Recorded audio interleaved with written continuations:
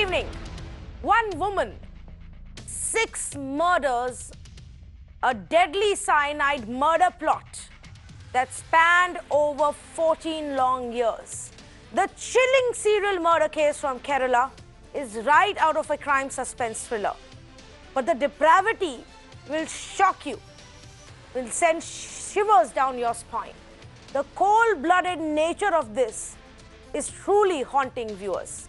This serial killer didn't even spare a 1-year-old child. Her victims even included senior citizens. This is Jolly Shaju, a housewife, looks like any other lady from your neighborhood, but her depravity has even left the Kerala police shell-shocked.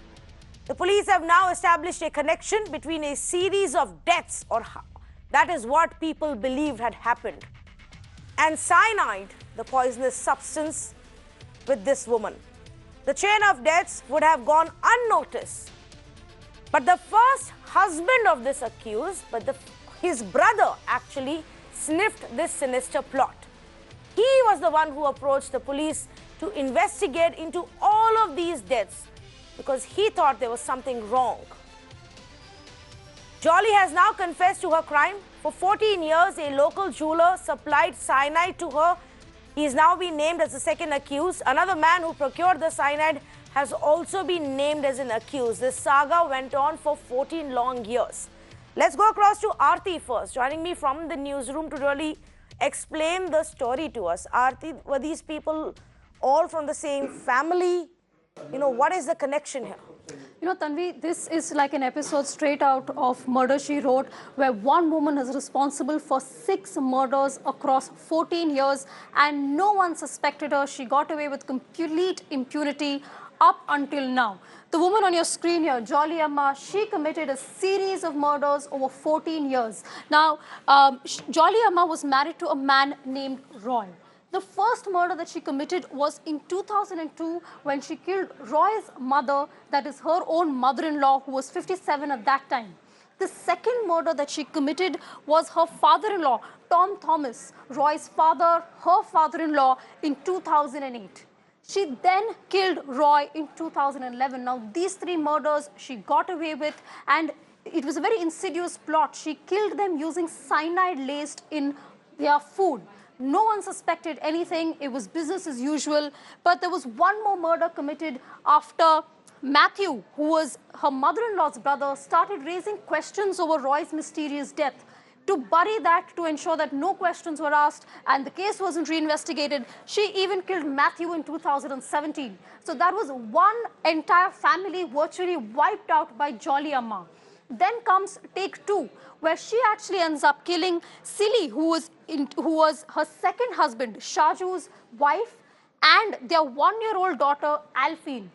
The reason for this particular crime was she actually wanted to get married to Shaju, so she wiped out his then wife and then child. Now, what really tells you about how macabre, well thought and systematic this killing is that Shaju was actually aware of this plot and he participated in the killings. So 6 murders that were systematic, that were calculated, and that were well thought, that escaped police scrutiny up until now. So, you know, and that's one very interesting aspect that we will discuss with, our panelists when we go across to them. And Aarti, of course, I will keep coming back to you for more angles on this story because it's obviously not a story that we can fully tell our viewers in just 30 seconds. But here is how police says, how she went about these murders.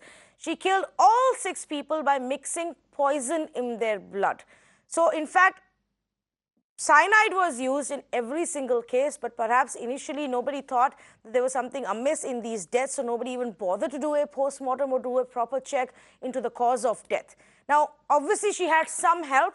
So, the second accused in this case is Matthew Samuel, who supplied the cyanide to Jolly. Then there's a third accused, Prajesh Kumar, who procured the poison actually for her. So one was a supplier and then somebody went and got it for her every single time in these 14 years. And of course, the second husband, who was the 4th accused in this case, he knew about all the murders from the first family and he actually plotted with her to kill his own wife and his own daughter, 1-year-old daughter. Try and wrap your head around those details as I say good evening to Maxwell Pereira, retired Joint Police Commissioner from Delhi, Tanveer Ahmed, the Defence Counsel, Dr. Deepak Raheja, Senior Psychiatrist and President for the Delhi Psychiatric Society, Vikram Singh, former DGP of Uttar Pradesh, and S. Balakrishnan with me in the studio, senior journalist and also an advocate. And good evening. Let me actually go across Mr. Maxwell Pereira first and ask him, Mr. Pereira, there have been few, such cases which have completely shaken us. This has to be one of them. And for 14 long years, nobody realized as she literally went about wiping two entire families.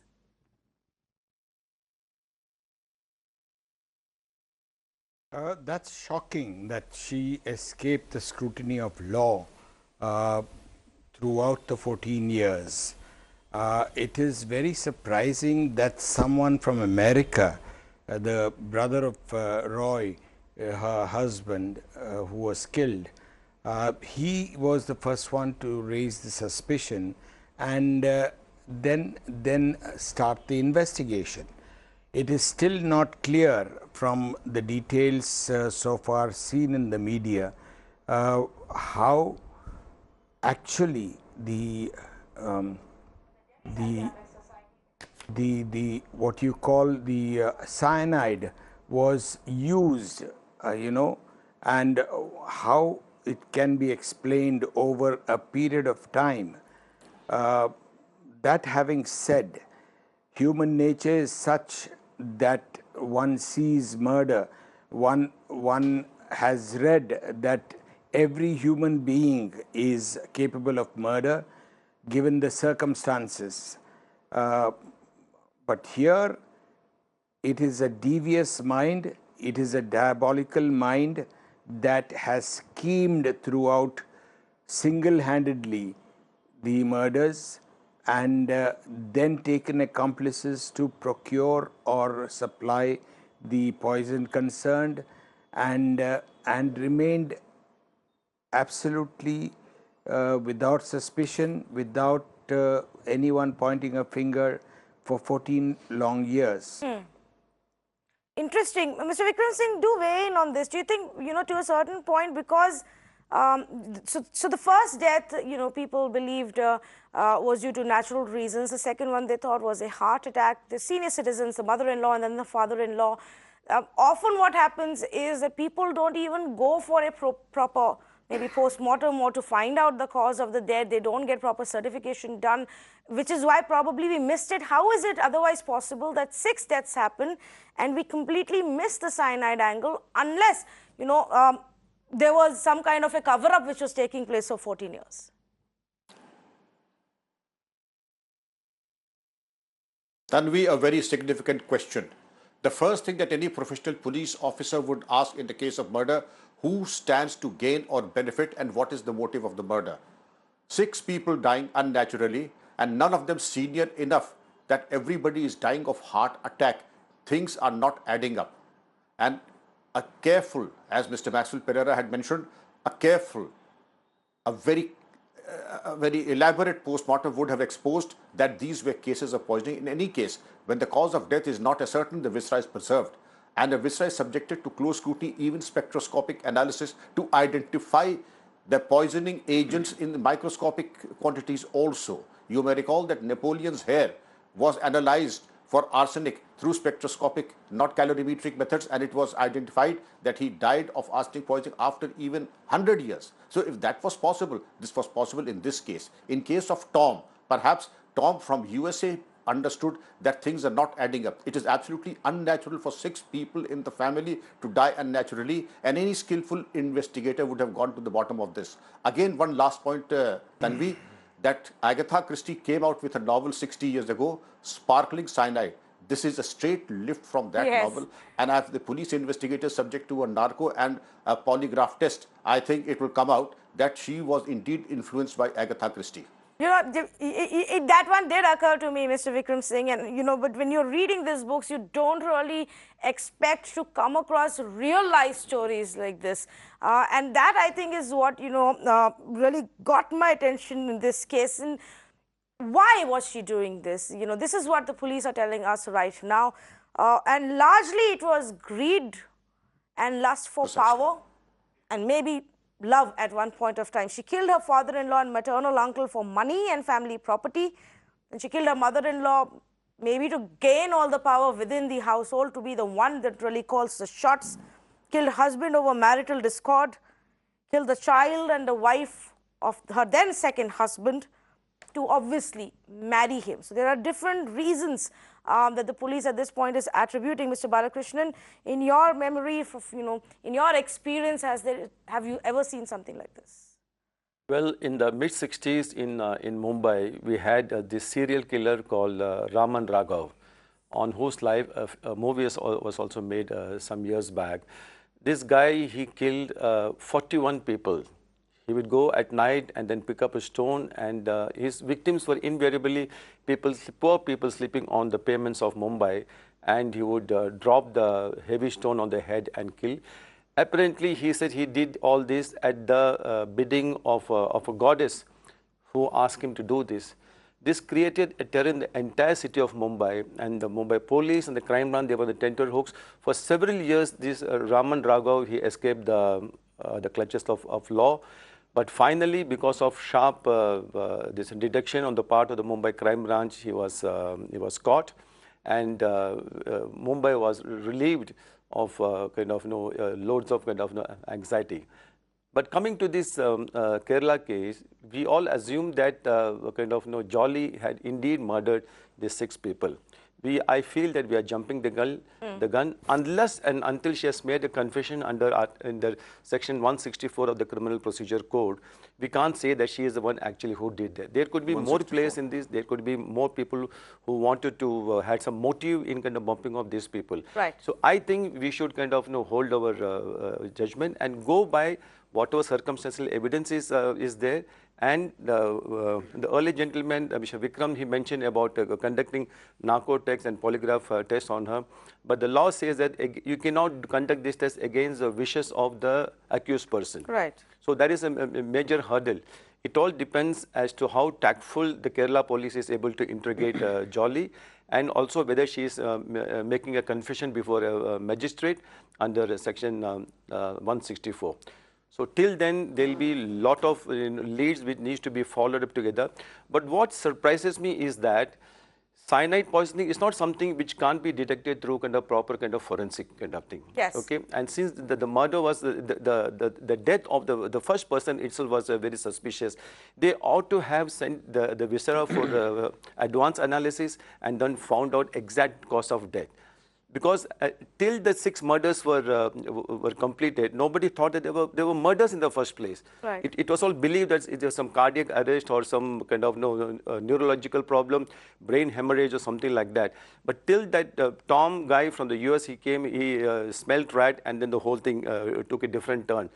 But what was the Kerala police doing? Correct. Why now? They are all trained people. Why now occur to the Kerala police that there is something wrong and then it needs deeper investigation? I think all those people who are associated with the investigation of all the 6 cases, and also the forensic expert who did the viscera examination, all these people must be arraigned and then interrogated very closely to find out why they couldn't find out as to where things are going wrong. Yes, exactly, because we have to ask that question. So, for example, the first one to die was the mother-in-law. Yeah. And, the police at that point reportedly assumed that this poison was mixed in her food that she consumed, and then they still didn't smell anything suspicious. Yeah, but the question is, how did the poison come into a mutton soup or Correct, whatever absolutely. it was there? And then it was the father-in-law, and then they still didn't suspect. So, in fact, just to break this down, let me go back to Aarti.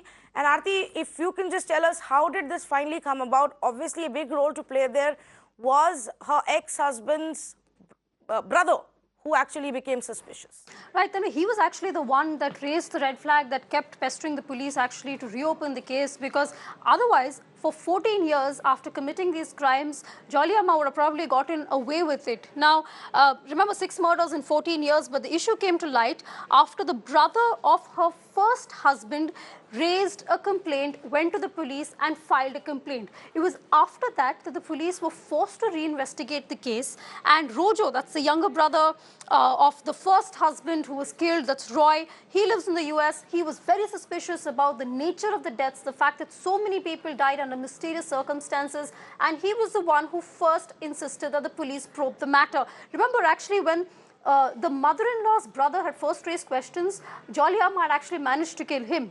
But perhaps it was at Roy's insistence that the police reinvestigated the case, and post-complaint, the police actually dug up 2 cemeteries at 2 churches in Kozhikode. The bodies had been exhumed. Remember, it's been years. This particular cover-up has been spanning over a decade. So the police had to exhume these bodies, and it is when that happened, when they, remember, 4 deceased were actually exhumed from one particular cemetery and the other 2 from another church. It is only when these bodies were exhumed, when investigation was carried out, that they found out that there was something suspicious. The samples were tested from these exhumed bodies, and that's when they found out that the samples were sent to a forensic lab, and it was after that that it was confirmed that all the members of this particular family died out of poisoning. So it was only and only because of the persistence of one of the family members, and not because the police found anything suspicious in all these murders in the same family, that the case was actually reinvestigated and finally cracked. Okay, so that's how they finally came to this point and cracked this case. But Aarti, there is one other important aspect that ties into the conversation we were just having. One reason why we didn't find out about this all this while was the fact that the police just didn't care, and the police didn't do their work properly. But there could be other reasons. She does have some political connections, Aarti. Yes, now Tanvi, what's really interesting is that there could possibly be a 7th victim. Now, we don't know for sure whether or not this particular murder is linked to Jolly Amma, but there is a political leader, a local Congress leader, whose son alleges that in 2016, his father died under very mysterious circumstances. Now, how are these 2 people linked? Well, that particular Congress leader got into a financial deal with Jolly Amma. As a result of that financial deal, he actually ended up losing around 55 lakhs in a land deal. He ended up dead under very mysterious circumstances, and after all this information has come to light, his son has now gone to the police and said that Jolly Amma should be investigated. So maybe in the coming few days, this headline is not going to read 6 murders in 14 years, but perhaps 7 murders in 14 years. And I will, at this point of time, reiterate what Mr. Balakrishnan was also saying, that these are claims. This is what the police is saying is their case. They still have to prove this case in the court of law. So anything at any point can turn around. If we've learned anything from cases like Arushi, is that verdicts can be overturned, evidence can go all over the place, versions can change, and so let's wait and watch how Kerala police really takes this forward. I have 2 more panelists who haven't spoken yet, but Mr. Pereira, I believe you want to make a point, so go ahead please quickly, and then I'll go to our other 2 guests. A point that has not been debated as yet is why Jolly Amma has been suspected. That is a point. What made the police suspect Jolly Amma? Is it that she's the only survivor, or because the entire family, rest of the family is gone, so is it because of that she has been suspected, or what other lead did the police get to suspect her? Well, I think one of the cases, reasons obviously is the fact that the one who was suspicious, her brother-in-law from the first marriage, he is actually the one who suspected and raised this issue, because he realized that in his family, one after the other, these people have died. She's the only one. She obviously had problems with the in-laws and the husband. So that's how it actually began. And then, like Aarti was presenting, they began to investigate, exhume the bodies and did more forensic tests. But I get the point that you're saying, that have they at any point explored the possibility of any other suspect? Yeah. That part we don't know yet. But Mr. Tanveer Ahmed, in such serial killings and premeditated murders, how capable are really, our day-to-day policemen, investigative agencies to solve the cases?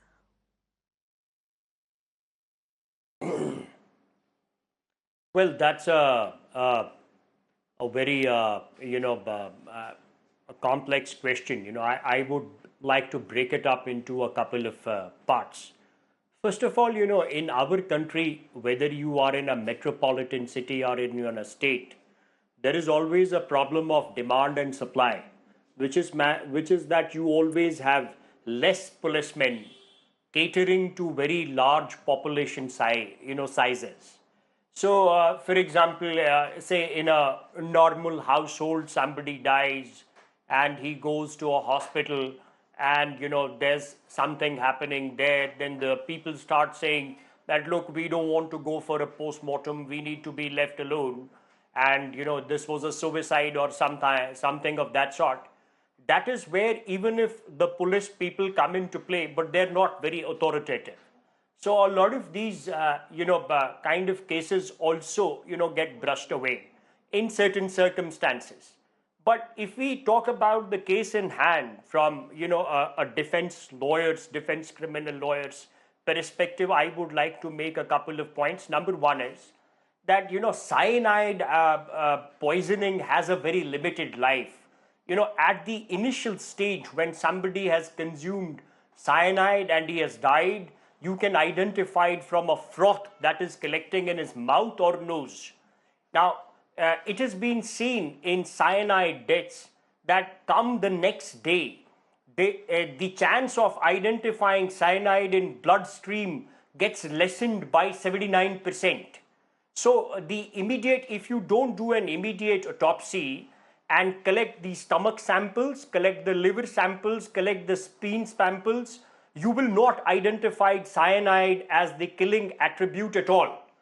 Now, here is a case where you are saying that, you know, police has exhumed bones of around 6 people or 8 people. Now, let me tell you straight away that in none of those cases, the cops will be able to charge sheet this accused unless they don't have killing circumstantial evidence. But yes, for the last murders, if you are able to get strong forensic evidence, then there may be a case. So at the end of the day, you know, to find cyanide in exhumed bones is a matter of impossible proposition forensically. Okay. And no accused will tomorrow, you know, before cops say that, yes, I murdered and I am willing to make a confession before a magistrate. So let me tell you that out of these 6 murders, 5 murders you can write off right now. Because when these murders took place, if at all they were murders in the first place, you know, whoever died, you know, the cops, I don't know whether even the cops were notified. So now you're trying to find an impossible needle in a haystack. I'm very sorry for that proposition, but that's what the truth is all about. Oh, that's very, very interesting, but I do agree with you. And in fact, I wanted to raise that question of how do you go back and, you know, start proving who's killed somebody 14 years ago, especially when, you know, that person has had access to the same setup in that environment for those 14 years to do away with whatever evidence you want to. Such a proposition. Absolutely. Now, I just want to also, you know, because we're talking about this and while we were preparing for it, we all also, you know, our own research team ended up discussing some of the other cases that we've seen, at least in our recent times, you know, whether it's the Nithari killings that I think from our younger days was one of the biggest cases that we had seen, and the brutality of it really shook all of us. The Tandoor murder case, you know, where this man went ahead and shot his own wife and then literally got rid of her in a tandoor. And there were so many of the other ones, of course, including the Amroha murders of Shabnam and Salim. What goes on in the minds of these people? These are all cold-blooded murders. Most of them are. Some are just purely brutal and cold-blooded. But how does that work, Dr. Deepak Raja? Can you help us? You know, can you give us some insights on what goes on in the mind of a person who's killed a husband, in-laws, a 1-year-old child, and another woman?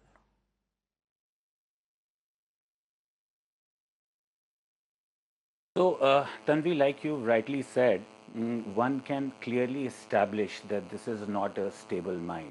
This is a mind which is not just devious, but it is a mind which is worked under circumstances which are extremely chilling to kill your husband, to kill your child, and to go on to commit series of murders. And presuming that these murders have happened, because we're not trying to do a media trial and it's still sub judice and we need to see the outcome, but presuming it has happened, then this is again an extension of some of these chilling murders that keep getting reported from time to time.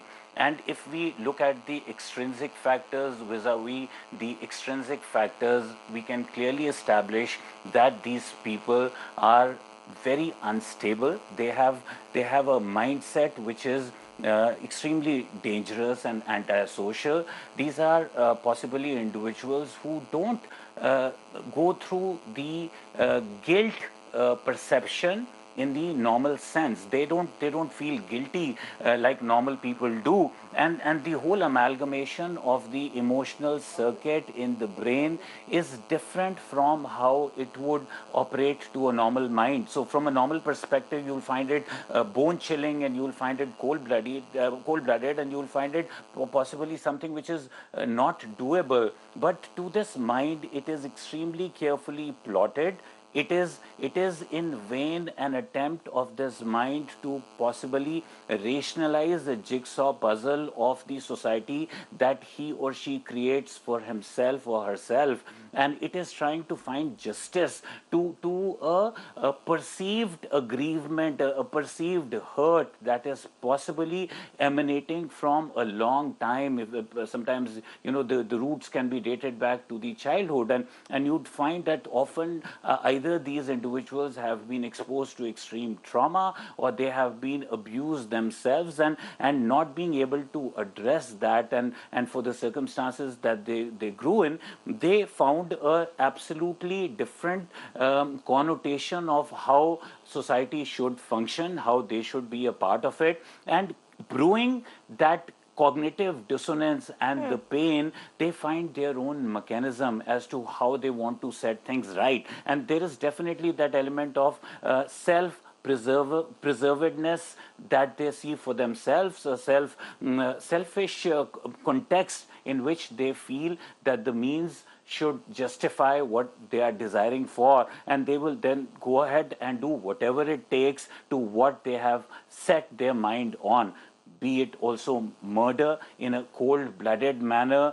which then does not let them feel that they have done anything wrong. Like if you draw an analogy or a continuum with the Nithari murder case, we saw that there was also cannibalism involved. He was eating the corpses, the dead bodies, So one would find that extremely appalling and extremely hurtful. But to this unstable, devious mind, it is just an extension of how they want to put their life and rationalize some of the lack of control that they see in the environment, and the mechanism that they decipher how they want to put that control in place. Yes, but So it is, what I'm trying to understand also is, and I get what you're saying. It is extremely. Yes.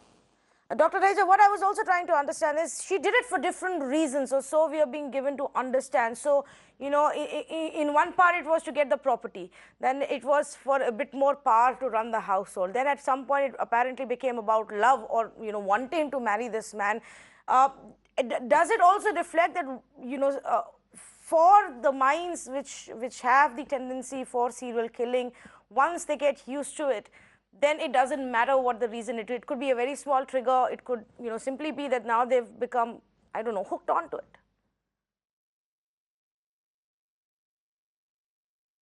You very rightly put up, for that mind to have plunged and taken the stand that they have taken, it doesn't matter. Then it could be something as trivial, but to their mind, because the destination, the aim, what they are aspiring for is of utmost importance, and to achieve that, then they are willing to go to any extent, and murder is just one minuscule outcome of eliminating a hurdle that comes in their way. So they are very focused in terms of, and I think the rationalization in the mind is so so clear that they experience no guilt, they experience no pain, and in their mind they are possibly not even doing anything majorly wrong. They are only moving towards what they have aspired for. So it doesn't matter what the reason is, because there is no pain, because there is no guilt, they will keep moving,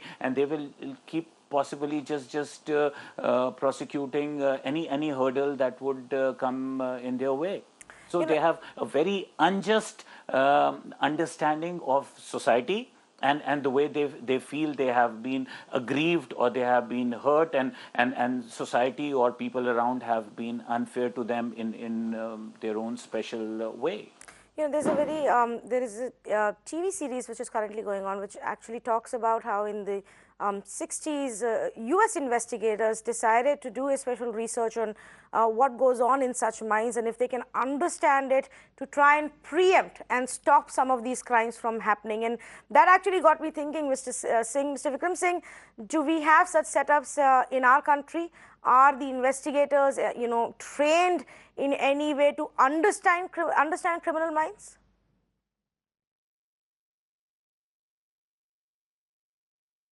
Tanvi, Mr. Maxwell Pereira is another seasoned police officer, and there's another masterpiece, The Silence of the Lambs. That is indicative of predictive policing, and the world over is known by physiognomy, by behavior, and the reflex actions that a professional police officer would see. You see, a professional police officer would know, and I have seen such police officers in my own career, that they almost scan an MRI and CT scan a person by the way he conducts himself. Obviously, predictive policing is the far cry in India. I don't think that we have. But we do have officers who are trained to have a sixth sense, to analyze and understand human behavior. Dr. Deepa gave a very lucid account.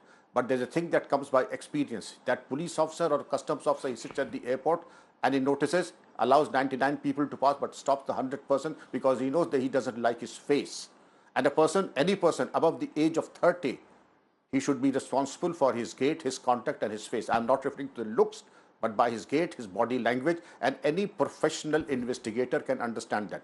Predictive policing is a different ballgame altogether. We have progress, but to think that we can go ahead and do futuristic kind of policing as is existent in Germany or USA, perhaps we are not at the same. We are trying. And to Mr. Mir, I would say with the greatest of respect, he is a very seasoned advocate, and I've had the privilege of sharing debates on many platforms with him. I would say that microforensics and nanoforensics would be indicative and can trace elements even to the micro level. And I think that is the indication of the fact that if you are serious, our forensic science laboratories in Hyderabad and Delhi are capable of identifying unnatural amounts of KCN, which is the chemical formula of potassium cyanide. And they would be able to tell with an element of finality whether it was unnatural or natural. But what you talk of predictive policing, Tanvi, I would say that we have miles to go before we sleep. Tanveer Ahmed wants to respond. Go ahead, please. Well, I would, with due respect, I have great regard for Mr. Singh. And we've had a number of opposite views on, sorry, I lost the voice, if I can continue. No, we can hear you. Go ahead, please. I would say on my understanding on what, yes, on my understanding on whatever are cyanide deaths, there is no technology, even in developed countries available today, by the virtue of which you can identify cyanide from bones. See, bones are best, for example, if you take Nithari case and Surinder Kohli, the person who was given about 7 death penalty by the trial court and CBI Ghaziabad Special Court. The factual narrative there was different. The children were missing. And finally, the skeletons were found, unfortunately, and God forbid, from septic tanks of a particular house belonging to a particular person, of which Surinder Kohli was in possession. So therefore, he had a lot of answering to do. Now, there, the children were identified on the basis of DNA segregation of the bones and with a match with the mother and father. The question is here, in the Kerala, purportedly serial killer case, first of all, from the kind of motives that you have narrated, in a court of law, these motives don't stand at all. You have to have a very strong case, either on a forensic analysis or on circumstantial evidence which can withstand, the assault of cross-examination, which is done by defense counsels, including myself on a daily basis. So, will we be able to find traces of cyanide? Cyanide is basically identified by a biomarker called ACTA, and this is found in liver samples for some months. Now, in a decomposed body, there will be no tissue left. So you're looking at forensic analysis of bones. Now, from bones, I am afraid you will not be able to find cyanide at all. So Right. if the prosecution tomorrow sets up a case of cyanide killing, how will they establish that the death was on count of cyanide in the first place? That's a question which the judge will ask, and that's a question which fundamentally the investigators will have to answer. The defense counsel will only come subsequently. Okay, interesting. Let me take that point across to Mr. Maxwell Pereira also. And Mr. Pereira, to the point that I asked Vikram Singh as well, behavioral science becomes extremely essential. Where do we stand as a country when it comes to understanding and training our investigators in that field? I will just say that our forensic science labs have to really measure up. They have to develop to the standards required. I won't say how capable they are or how not capable they are. But are we stepping into the realm of speculation? Is it on the basis of a confession that all these stories have come out? Or is there any evidence? Has anyone spoken of any evidence? I mean, this is a frightening prospect because if you remember in the Arushi case, the police went public for the first time. The senior officer who addressed this one, he did it on the basis of a confession and with no evidence corroborative evidence to back it up. And that was an absolute suicidal attempt, suicidal move, and that became a fiasco and absolutely a death knell for the investigation. So, in this case also, I do not know whether there has been any evidence which has been gathered to support, or is all the stories that have come out on the basis of a confession which has been, taken by fair means or unfair means, I wouldn't know. So this is something that is troubling me. No, I do agree with you, which is exactly why even earlier I had raised the point of the Arushi case, because often what happens is the story that's given to us initially, especially when it comes to such gruesome or critical crimes, it doesn't end up getting proven in court, Mr. Balakrishnan. Tanveer, one thing is not clear in this Kerala case, alleged serial murder case, is that at what stage did the police step in? Is it only now after one of the relatives smelled rat and then saw a pattern to the death kind of thing? Or is it that they were there in the picture whenever this kind of incidents happen? And one more thing I must tell you that just now somebody mentioned about the political connections. Right. Kerala police is one of the most highly kind of politicized police force in the country. If it is CPM, they will ensure that their cadres are recruited, especially at the lower level kind of thing. And given this background, and also it's known incompetence for kind of doing its job properly. I just wonder as to whether even now, whether they'll be able to kind of pin her down. And apart from that, the very fact that they release a photograph, you don't release the photograph of an accused person, an alleged murderer, and because this will completely botch up the identification parade as and when it is held. Correct. So the Kerala police, even now at this stage, they are not getting their act together. They're messing up the whole thing, and I won't be in the least surprised if Jolly Amma goes kind of acquitted. So the whole thing is as to how the police conducted themselves in Kerala, why they are not able to do a professional job like what Mr. Maxwell Pereira mentioned earlier.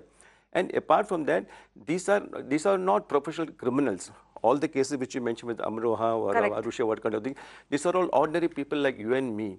kind of thing. I have interacted with several criminals, including a kind of murderers and all that. What they say that if in the first crime, if you are not caught, okay, then the rest of the murders or whatever crime they do, You become more confident about it. yeah, it becomes a breeze for them, kind of thing, because if they think it's a done thing, I will do something, nobody is going to catch them. So whether that analogy can be applied in the case of Jolly Amma, it's a very, very complex situation. Unless there is an SIT which is kind of formed, which will include experts from the forensic side, like what somebody mentioned from the Institute of Molecular Medicine and all that in Hyderabad and all that. A professional team of investigators need to be constituted to go to the depth of this problem and then find out whether it is all six were indeed murders. If yes, who did them? Okay, so I actually have Dhanya Rajendran of the News Minute on the phone line with me, Dhanya, and we are discussing the latest, Kerala serial killing case that has emerged of Jolly Amma, and we were discussing some of the previous such brutal crimes that we've seen and how, when it comes to proving the case, how difficult it has been. So our panelists were also asking, at this stage, is there enough evidence? Because obviously many of these murders have happened over a period of 14 years. Well, if other than the police saying that Jolly Amma has made a confession, which of course is not admissible in court unless the confession was made in front of a magistrate, the police have not really disclosed about what is the evidence they have. Now, all that they have said is that the man who's been arrested, called Matthew, he has admitted to giving the cyanide, and the police SP saying that Jolly herself has confessed. So other than the confession, we do not know what is the other hard evidence the police have. Let's also not forget that the SP clearly said that when the bodies were exhumed, they could find the remains of only two bodies, which is of Silly and her daughter. The other bodies were removed from the crematorium because I think there was some sort of a renovation which happened in the crematorium. So can traces of cyanide be found? I've been reading experts saying that traces of cyanide cannot be found after so many years or months. So then without evidence of poisoning, if that does not emerge, how are they going to prove these murders? They'll have to obviously find out if she did procure the poison and from where. See, from whatever is my reading, from watching what's happening and of course speaking to the police, I think they do have a strong case, or at least they believe they have a strong case in the death of Roy Thomas. But whether they can actually prove that the other five were murders and that this woman herself has done it, that seems ambiguous now. And were there instances earlier, before Roy's brother actually raised the flag and said, no, you need to investigate these murders? Had the family or anybody else previously questioned what's going on, or is it just now that the police woke up, Dhanya? Well, the only instance which the family is talking about is after Roy's death. There is an uncle who also died 2 years after Roy, that he had raised questions about the death and he wanted a post-mortem to be conducted. The police has been hinting that the only member in the family who had doubts about the deaths at that time, which was when Roy died, that's third death, right, was his uncle. But the uncle himself became the fourth person to die in the family. And it seems that the chain of doubt stopped with him. There seems to be no doubts which had been raised after Silly or her daughter's death. We do not actually know why the brother, which is Roy's brother, suddenly came up with this theory. But the sister said that we have been pondering over a long time why all these people suddenly collapsed and died, that all these deaths look similar, which is the reason why we decided to go to the police. Right. And see, while doing the story, what struck me as very strange is that someone like Silly, she is an otherwise healthy woman. She has collapsed and dies. And the lacunae in our law is such that the hospital or the police are not bound to actually investigate anything until the family or someone raised suspicions. And in this case, in all the 6 deaths, no one raised suspicions except in Roy's case, and it all went unnoticed. Right, that's actually a very valid point you've made. Dhanya Rajendran, thank you so much for joining us on the phone line and actually shedding a lot more light on this case. Mr. Tanveer Ahmed, you wanted to make a point, and do also add to what Dhanya was just pointing out, that, you know, as per law, you're not required to investigate until the family says find out if there's something wrong. No. That's not the law. I mean, I have a difference of opinion on that proposition, but I'd like to make one point first. For example, when Mr. Singh said that the person can be called upon to undergo a forensic examination in the nature of a polygraph or a narcoanalysis test or a brain mapping test. After the 5 judges bench judgment in Selvi versus Karnataka, state of Karnataka in 2010, even if I volunteer for a narcoanalysis or a brain mapping and results against me are in the negative or in affirmative, that those results can't be used as incriminating evidence in a court of law as a piece of evidence. So narcoanalysis, brain mapping, polygraph will not come to help of the police agencies in order to nail the accused at all. Second point I'd like to make is, even if, for example, somebody says somebody purchased cyanide, there is a difference between purchasing cyanide and having clinching evidence of administering cyanide. Right. Third point is that whenever any person is brought in a condition where a person has a froth in his mouth, or it seems that it's a case of suicide, then mandatorily every government hospital, dispensary, or a private hospital has to call the cops who are, in the nearest police chowki or station. In government hospitals, you already have cops there. There are beat constables, and they have to mandatorily do a medical legal examination. There, the case, you see, any case of murder is not a case against a person. I agree with you. There, then it should have come to light, provided they did that. I'm a little short on time, so I'm quickly going to go across to Mr. Vikram Singh for 30 seconds, and then we will wrap this conversation. Mr. Singh? This person needs to undergo a medical legal examination. Correct. We are not sure. Tanveer, polygraph test Mr. Ahmed, I'm or sorry, I'm narcoanalysis interrupting test you, but is a let me just negative bring test. in It is Vikram not a Singh for 30 conclusive seconds. test. Yeah. First, So they should call all the doctors who get the medical certificates. Tanveer, may I submit? Yes, indeed. It is indeed in the first case that I refuse to take a narco test that is indicative of what may have happened. It is a contributory evidence, not a confirmation or an acid test. Whether I take it and the results may be positive or negative, that's a different ball game altogether. I may refuse to take the test. That is indicative that what my intent is, and the police can draw several conclusions from that. That is a part of investigation. The second is that if a person refuses to take the narco test and the circumstantial evidence, potassium cyanide is not a cough drop that any Tom, Dick and Harry can acquire. If a person acquires potassium cyanide, then that person needs to explain the reason behind procuring the most poisonous substance on the planet. And that, of course, leads to the investigative skills of the person, how best you can piece the various jigsaw pieces of the puzzle and put the picture in front of the court of law. Absolutely, Mr. Singh, and I take your point there. So right now, as it seems, is that obviously it's going to be a long journey for the police to prove this case. But if indeed it is true, it is truly shocking that somebody who lives in a neighborhood like yours and mine actually got away with 6 murders for 14 long years, killed 6 people, killed a 1-year-old, killed 2 senior citizens, killed own husband, and got away for all this time. How was that person even so easily able to access something like cyanide and then easily able to get away without anybody detecting or responding? There is clearly a lot more that has happened here. Perhaps there were people in the probe agencies, in the higher up influential places who helped her cover up. We don't know, but we need these answers. We need to understand how this went on for so long without anybody realizing that one family after another got wiped off, allegedly by one single woman, and nobody realized it. Think about it. Completely out of time on this special debate. Lots more on the other side of the urban debate. Stay with me. And this is what we've got lined up for you, the big story here. The rest of the country may be waking up to it now, but we have been at the forefront of the fight to save RA Forest. And tonight we tell you why we shouldn't just be celebrating the Supreme Court's intervention. Does it really mean anything for the RA trees?